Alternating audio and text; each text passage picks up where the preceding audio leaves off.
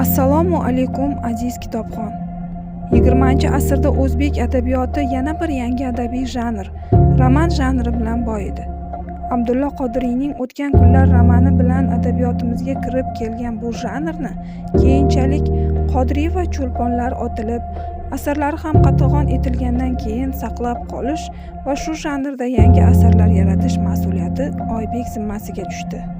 Oybek yaratgan Qutlug' va Navoiy romanlari o'zbek romannavislik maktabining durdona asarlari sirasiga kiradi.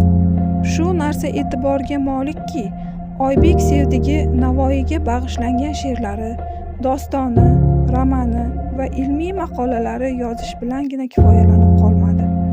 U keyin ham shu mavzuda ijod qilishda davom etdi.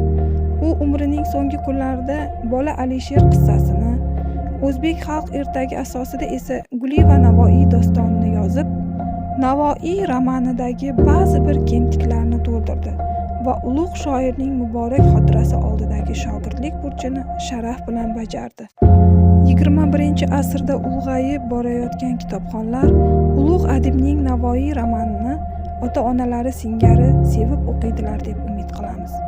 Sizlarni ushbu kitobni o'qish uchun Bo'ka axborot kutubxona markazida kutib qolamiz.